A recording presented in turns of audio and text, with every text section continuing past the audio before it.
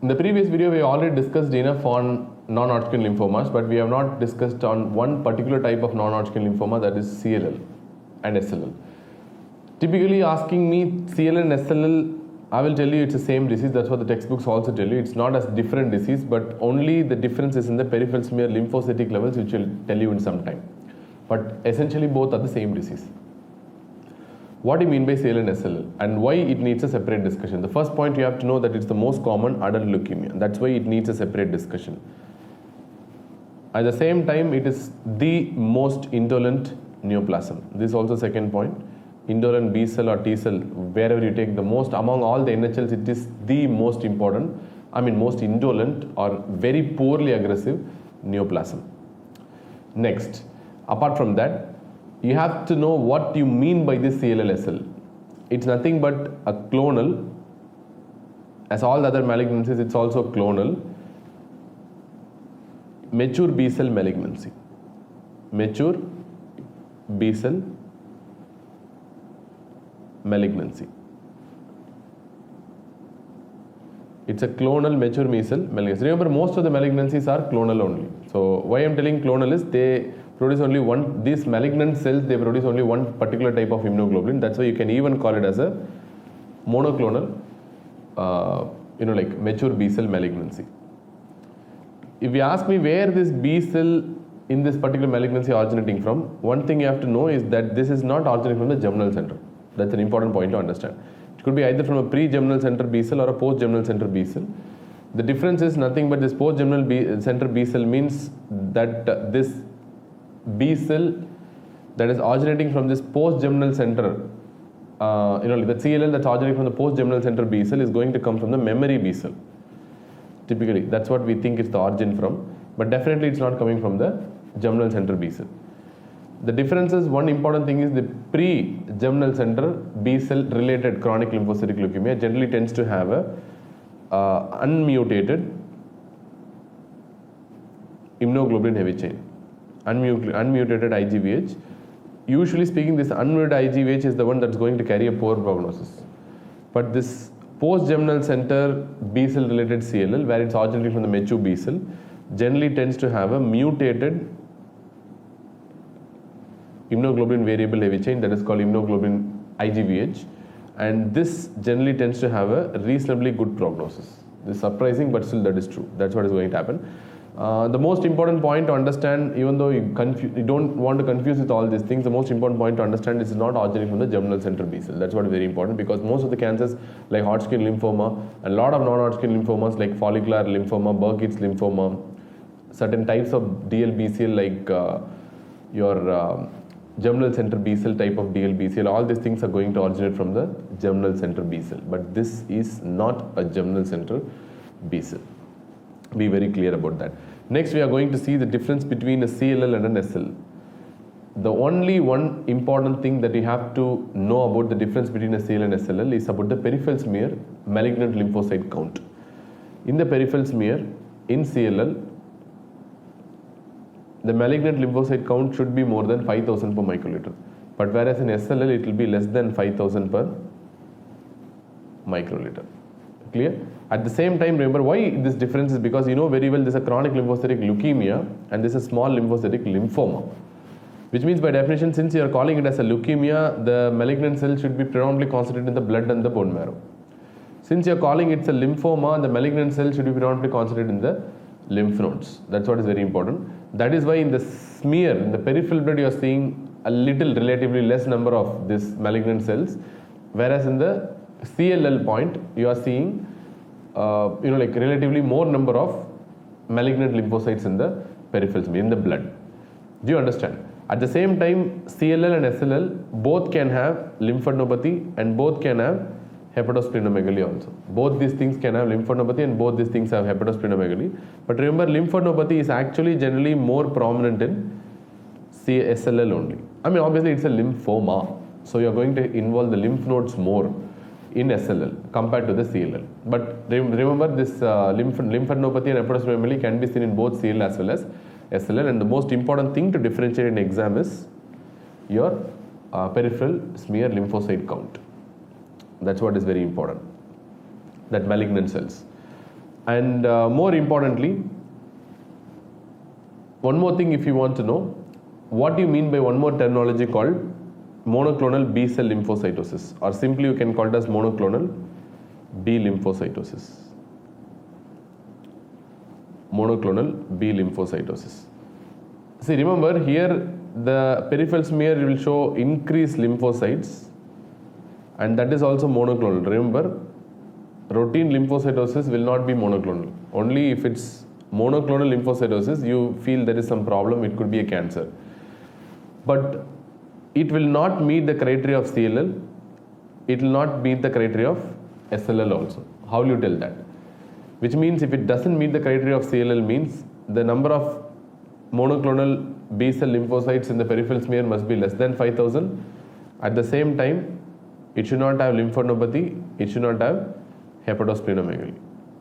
Just increase in the number of lymphocytes, and that will be less than 5000 without any hepatosplenomegaly or without any lymphadenopathy. At the same time, these lymphocytes that are increasing and proliferating must be monoclonal. So this is what we refer to as monoclonal B lymphocytosis. Typically, we just observe these patients, we don't even treat these patients. But there is one more point which you have to know, that there is a risk of transformation into CLL at approximately at a rate of 1% per year. Clear? The risk of transformation to CLL in these patients who are having monoclonal B cell lymphocytosis is approximately 1% per year. So this is what the important things. About the epidemiology wise, if you ask me, most of the CLL patients will develop CLL at approximately 70 years of age, which means the disease of old age, not a disease of younger age. Approximate age of development of CLL is around 70 years mark. And next thing, it has some genetic relationship. Yes, it does have some genetic relationship, especially patient who's having CLL may have increased risk of CLL developing in the first degree relatives, or a patient who's having a first degree relative with CLL has increased risk of developing CLL. So that's one point that goes towards the genetic link, but apart from that there is no much genetic link. And one more important point to understand is CLL doesn't have any etiological relationship with any chemical or any drug or any radiation therapy, where many of NHLs and AML, ALLs and all has some etiological relationship with your prior drugs like cyclophosphamide alkylating agents and all, and radiation, some chemicals like benzene, lot of relationships are there. But CLL is one malignancy which does not have any etiological relationship with any drug or any chemical or any radiation therapy in the past. So very important again. Now let us go on to the clinical features. In the clinical features perspective, the most important thing you have to know is majority of the patients tend to be asymptomatic, and you will be picking up this disease in an incidental fashion just by seeing the lymphocytosis in the periphery. That means the patient will not have any symptom. You would have come for some other reason. You do a routine blood check, a complete blood count, and see the lymphocytosis, and then you think probably it could be a CLL, do workup for CLL, it turns out to be a CLL. It means it's incidental most of the time, and they'll be asymptomatic. Suppose if they are symptomatic, what kind of symptoms you can expect? You can expect these B symptoms which are classical of a lymphoma in approximately 10 to 20% of the patients. Apart from that, you can see this lymphadenopathy, you can see hepatosplenomegaly. In 90% of the patients, lymphadenopathy is seen. In hepatosplenomegaly in 10% of the patients, hepatosplenomegaly in approximately 50% of the patients. At the same time, patient may have autoimmune manifestations like, why autoimmune manifestation? Because these B cells which are abnormal, they do not produce any functional immunoglobulin. At the same time, even though they do produce some functional immunoglobulin, it might be abnormal and aberrant immunoglobulin where it might target your own body's self-antigen itself, because these are malignant cells which has forgot the rules to produce antibodies that should not react with self-antigens. So they are not beyond the rule. So they can sometimes produce an immunoglobulin that can bind with the self-antigens. But in overall, if you take and see, this immunoglobulins that are produced in CLL is going to be relatively dysfunctional. At the same time, these B cells that are neoplastic are going to produce very less number of immunoglobulins in the first place. Okay, let us see. Now, these patients may have an autoimmune hemolytic anemia, or these patients may have an ITP also, which is a very important manifestation. Even though the risk is very less, approximately only 10% of the patients develop AH and only 1 to 2% of the patients develop ITP, still the risk is really important that you have to understand. Next thing, these patients will have hypogammaglobulinemia because I told you these are abnormal B cells. They may not produce sufficient amount of functional immunoglobulins. Hypogammaglobulinemia, again it's a very important point. At the same time, patients may have associated neutropenia. And both of this can predispose to recurrent infections. Recurrent infections is possible in CLL. Especially the reason is low immunoglobulin production, hypogammaglobulinemia. Neutropenia is not that common. But anyway, CLL is one disease where you are prone for recurrent infections. At the same time, CLL may typically produce bone marrow infiltration also and bone marrow failure. But this is quite rare, seen in approximately 15% of the patients.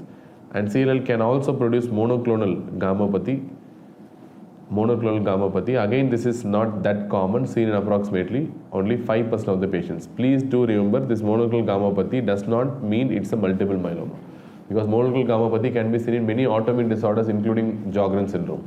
It can be seen in many other malignancies, not only multiple myeloma. So be aware of the fact that the moment they give monoclonal gammopathy, don't jump into the conclusion that it's a multiple myeloma. So 5% of the case of CLL may also have a monoclonal immunoglobulin spike in the electrophoresis. Clear? And very importantly, CLL, even though we see these are indolent manifestations, but there is a possibility that can change into aggressive mode.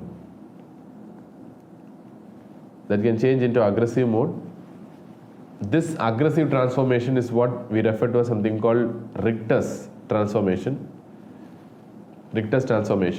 Any cricket lovers are there, you can understand that it behaves like maybe Rohit Sharma. So R for Rohit, R for Richter. So why I am comparing this with Rohit Sharma is because Rohit Sharma is one player who tends to play, who takes a lot of time in the beginning. So then he starts explode in the later half of the innings. Maybe in the 50-over match is one of the best 50-over players who I have ever seen.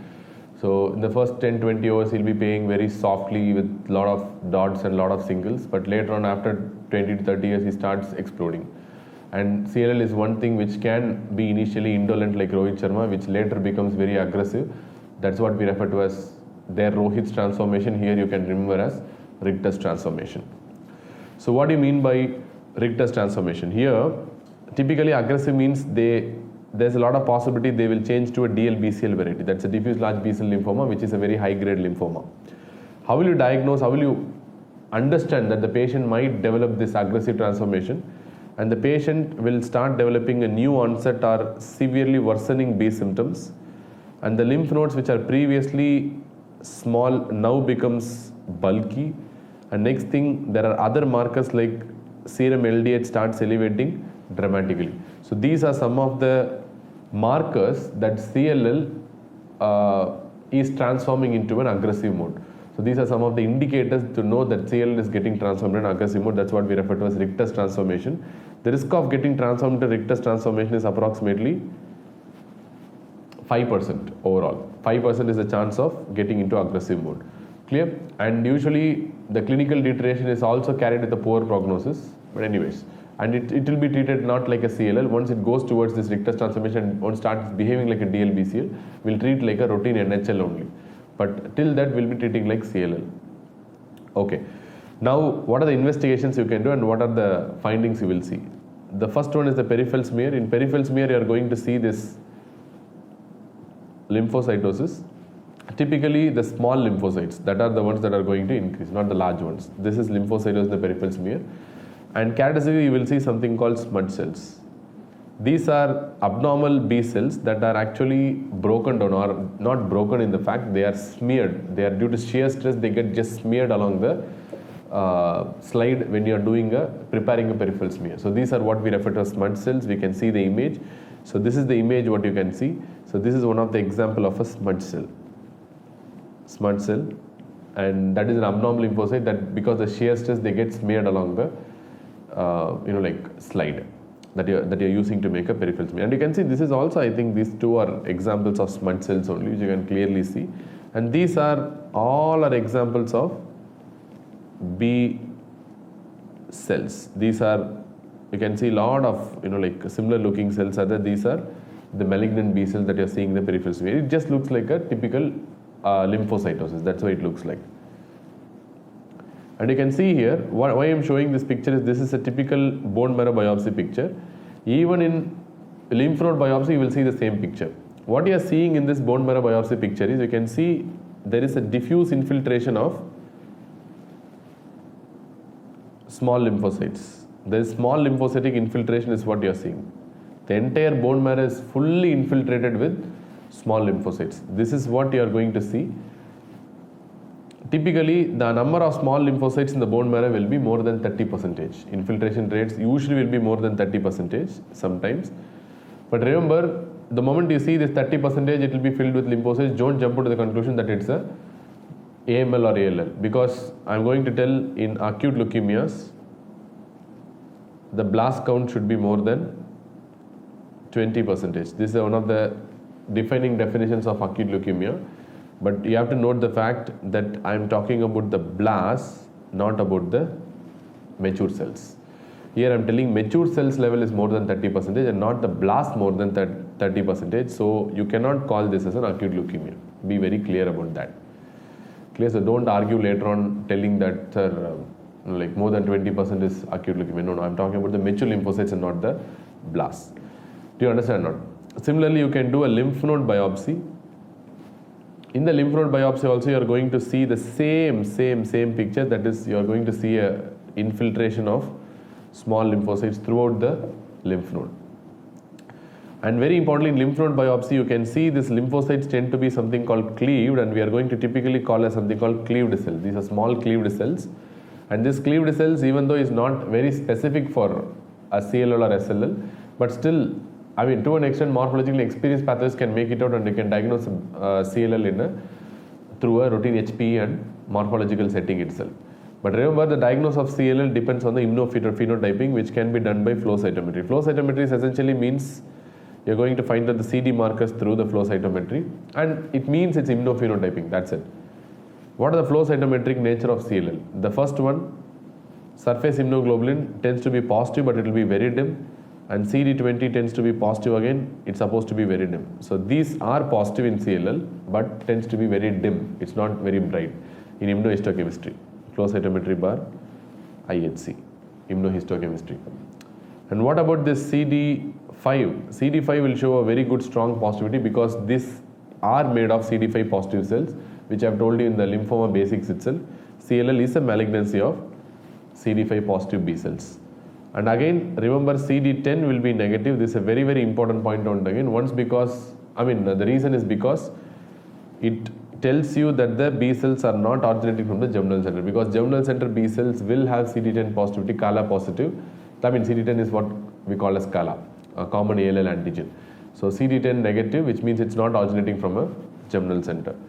Then this will be CD23 positive as well. Again, this is a very, very, very important point, CD23 positivity, because this is the one that's going to differentiate with a SLL or a CLL from a mantle cell lymphoma. Remember, I told you multitude of times mantle cell lymphoma is also a small lymphocytic malignancy. Again, morphologically, the lymphocytes look small in a small mantle cell lymphoma also.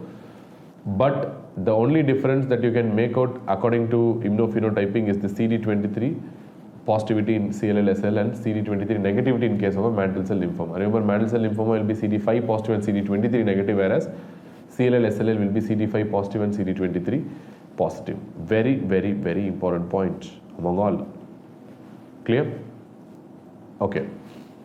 So the next thing what you have to know is on the cytogenetics. We are going to do the cytogenetic analysis. Remember, if you ask me, any single hematologist will be asking about the cytogenetics only. As an internal medicine physician, if you go to the ward rounds in medicine, when you see a case of CLL, you might be getting one or two questions on cytogenetics of CLL, but if you go to any hematology ward, you see a case of CLL, they'll rip you in and out of cytogenetics. They're going to ask so many questions because this is what the hematologist is concerned with. If hematologist sets the paper, he will set only on cytogenetics. That's why it's very, especially CLL. There are few cytogenetics which you cannot afford to forget, the most important being the CLL on top of the list. Number one. Cytogenetics also tells you the prognosis. That's why it's important. So let us put into three groups what are unfavorable cytogenetics, what are intermediate or neutral cytogenetics, And what are favorable cytogenetics? What do you mean by favorable cytogenetics? Favorable cytogenetics. Unfavorable cytogenetics, number one, you have something called deletion 11q, deletion 11q, and second one you have something called deletion 17p. Trust me, this is one of the most important cytogenetic change because deletion 7p is the one that is going to be associated with a very, very poor prognosis. It's a poor prognostic. Among all cytogenetics, if I want to tell poor, it will be deletion 7p. It's a very, very poor prognostic cytogenetic change. That's why it's important for exams, 17p deletion. Then you have ZAP70 positivity, poor prognosis again. Then you have CD38 or CD39 positivity, very poor prognosis. Then as I told you before, you have something called unmutated immunoglobulin heavy chain of the variable portion, poor prognosis. Intermediate or neutral, only one thing, that is trisomy 12, very poor prognosis. Again, sorry, intermediate or neutral prognosis. Then favorable prognosis, you have something called deletion of 13q or 13q deletion. Remember, this is important for quite a lot of reasons. The most important reason is it's one of the very good prognostic cytogenetic change. Second thing, it is the most common cytogenetic change in CLL. At the same time, if this happens in multiple myeloma, it carries a poor prognosis. It's good prognostic in CLL, alright. It's the most common cytogenetic change in CLL, alright. But the same change is seen in multiple myeloma, it's a poor prognostic sign. Very important point. Number two, you have something called ZAP70 negativity, good prognosis. CD38 negativity, a good prognosis. And you have a mutated immunoglobulin heavy chain of the variable portion, a relatively good prognosis again. I told you this point already in the beginning itself. So these are very important. Among all this, if you really want to know what are the important points, 17p very poor, 13q very good, mutated versus unmutated, which carries a good and poor prognosis respectively. Then a lot of genes are also mutated in CLL. For example, a TP53 can be mutated, a spliceosome mutation like SF3B1 can be mutated, then a Notch1 gene can be mutated. A lot of other mutations also we can see in CLL, but that has a long shot and a long far to go. Right now we stick on to the cytogenetics as of now. Then staging wise, there are two types of staging. One is called Rai staging and second one is called Binet staging. So what do you mean by Rai staging? Rai staging is 0, 1, 2, 3 and 4. Binet staging is A, B and C. This is what Binet staging. Binet staging is more of lymph node related staging and Rai staging is more of a leukemia related staging, which means Binet is more for a lymphoma if you consider and Rai is more for a leukemia if you consider. But I don't want to differentiate between CLL and SLL. I'm going to call only as a general term called CLL because technically speaking, apart from the peripheral smear lymphocytosis number, you don't have any difference between CLL and SLL in the treatment, in the diagnosis, in the type of cells you see, immunophenotyping, your CD markers, smudge cells, there's no difference. That's the reason why CLL is the general term that we use for even SLL. So you don't use the term separately CLL and SLL, you generally call it as CLL. But Rai typically goes towards more of a CLL related staging and Binet usually goes towards an SLL related staging. But I believe that it's better to tell both are for CLL staging. But currently everyone prefers the Rai staging, but I don't know whether it is really advantageous or not. But anyways, 0 means there is only lymphocytosis in the peripheral smear, nothing else. 1 means patient may have associated lymphadenopathy along with lymphocytosis. 2 means patient will have associated hepatosplenomegaly along with lymphocytosis. 3 means patient will have associated anemia along with lymphocytosis. Clear, lymphadenopathy may be present or may not be present, but associated anemia along with lymphocytosis, that is stage 3. Remember, but this anemia should not be autoimmune hemolytic anemia. Very important point. If it's due to autoimmune hemolytic anemia, you cannot stage. In the sense like that autoimmune hemolytic anemia will not impact the stage. That's what I mean. Clear or not? So if the patient is having lymphocytosis with autoimmune hemolytic anemia, I will still call the patient as stage 0 only because that will not have any impact on the stage. Anemia not due to autoimmune hemolytic anemia is what is very important. Typically, if there is a patient is having lymphocytosis with thrombocytopenia, again please be very careful that this thrombocytopenia should not be ITP. If it's due to ITP, it will not impact the staging. Binet, I told you, since it's more for a lymphomatous type, SLL type, so they'll be more concerned about the lymph nodes, which means if it's less than 3 nodal groups are involved, less than 3 node areas are involved and going for lymphadenopathy, that is A, Binet A. More than 3 node areas, we call it as B. If the patient is having either anemia or thrombocytopenia, but it should not be due to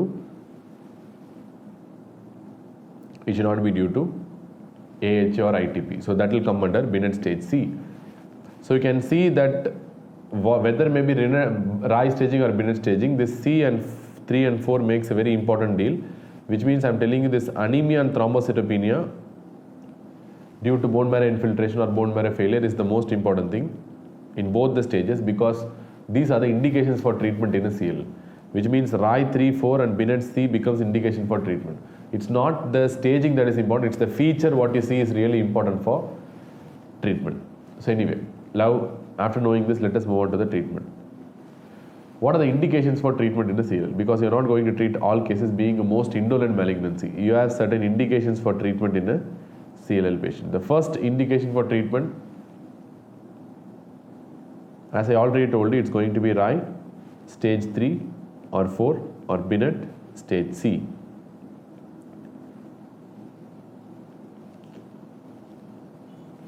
This is the indication for treatment.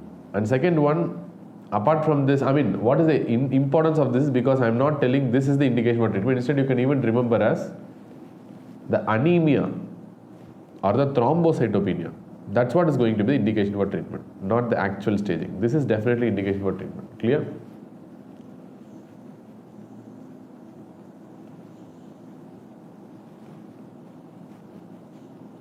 The patient is having disease-related symptoms.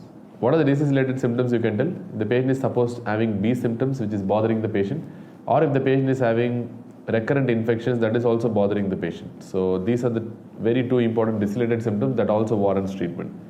Number 4, if the patient is having progressive disease, which means the lymphocyte count is not stable and it's keep on increasing, and previously we used to tell the lymphocytic doubling time model. By now many oncology textbooks does not use the term doubling time and all these things.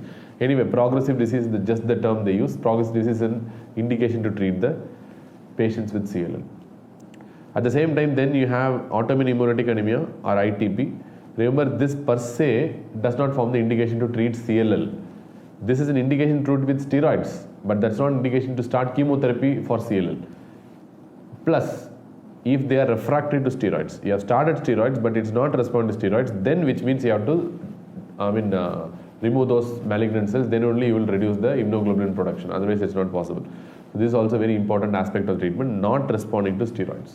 Autoimmune hemolytic anemia and ITP, important indications for treatment. So now we know the indications for treatment. You have to know what is the actual treatment. The first line treatment for CLL, if you ask me, it's going to be ibrutinib.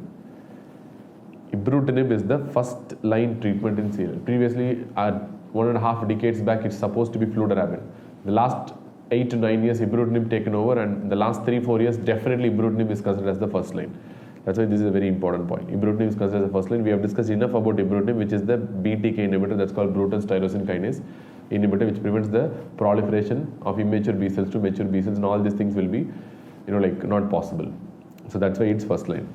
And remember, there are some side effects of ibrutinib that you have to know. The most important side effect is it has increased risk of atrial fibrillation. It also has increased risk of hypertension. It also has increased risk of bleeding.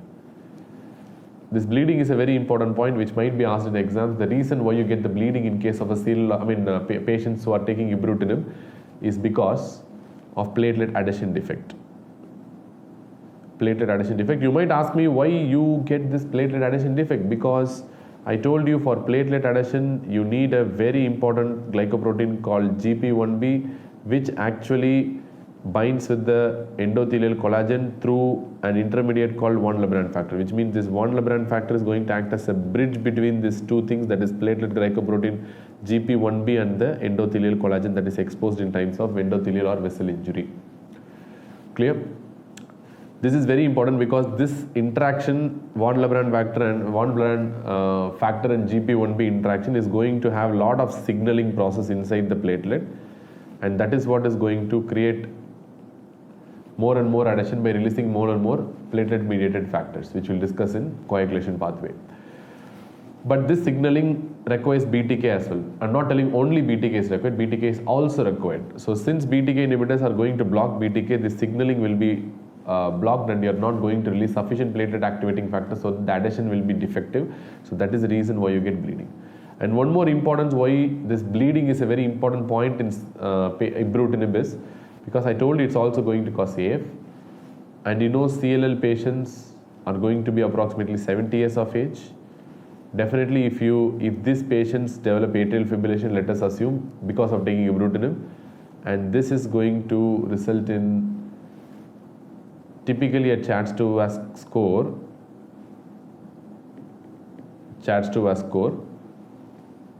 There's a lot of chance of score being more than 2. The score being more than 2 means you have to surely give warfarin. Warfarin has to be given for sure if the score is more than 2. But the problem is a patient who is already taking ibrutinib, having a high chance of bleeding. If you give warfarin, the bleeding chance will even more increase. So in these patients, you should avoid using ibrutinib. So a patient who is having AF and has to take warfarin, don't give ibrutinib. That's the final take-home point. Very important. So this is one of the applied aspects of ibrutinib. And there are some other drugs also you can use. And ibrutinib can also cause pneumonia and interstitial lung disease. This is the lung side effect of ibrutinib, but I feel more important is the AF and bleeding only. These are two things that are the most important. Other drugs, previously we have been using fludarabine, which is a purine analog. Once upon a time this used to be the first line in case of CLL. Then we can use alkylating agents like cyclophosphamide or bendamustine.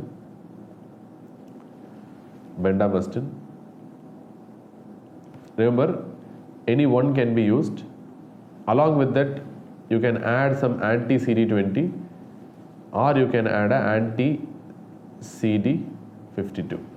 So you can use either fludarabine with anti-CD20 or fludarabine with anti-CD52 or cyclophosphamide or bendamustine with anti-CD20 or cyclophosphamide or bendamustine with an anti-CD52. That's the common combination regime we use. Anti-CD20 generally doesn't tend to be that effective in case of a CLL. Why? Because I told you very clearly in cytogenetics, this CD20 tends to be very dim in case of a CLL. So that is the reason we don't know whether it will work beautifully or not. But anyway, we can do the IHC and we can decide whether to give this anti-CD20 or not. That's why cytogenetics also play a very important. It determines your treatment as well. So you can use rituximab or you can use something called ofatumumab, or you can use something called obinutuzumab. So any one you can use. These are all newer anti-CD20s but approved for CLL. May be important for exams. The anti-CD52 you know already. This is nothing but alemtuzumab. We have discussed enough about this. This is alemtuzumab.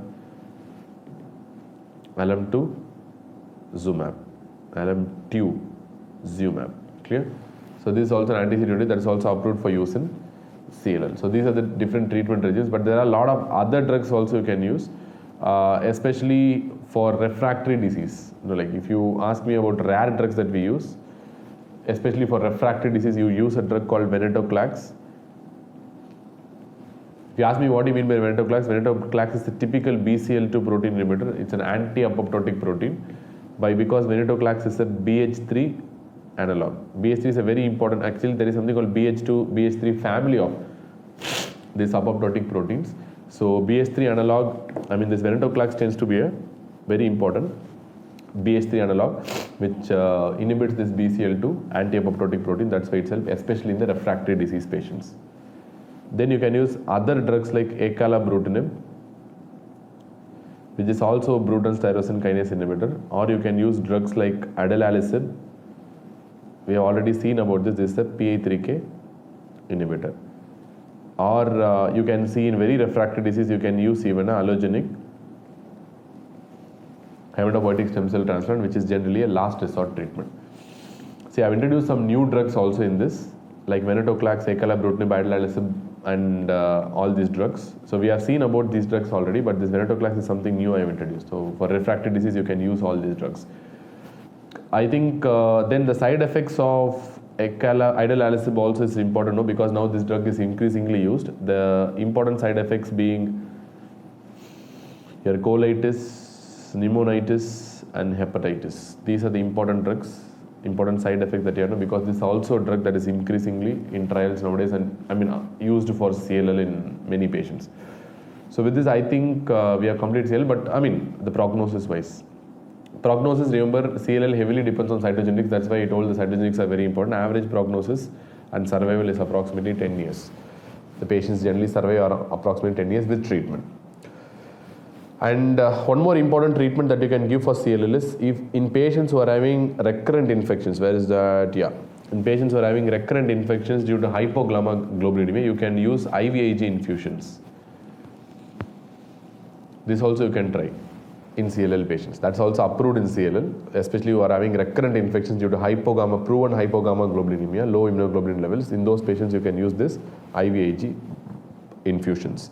So with this, we are completing the CLL treatment, CLL as a whole. And in the next video, we'll be discussing on plasma cell dyscrasias.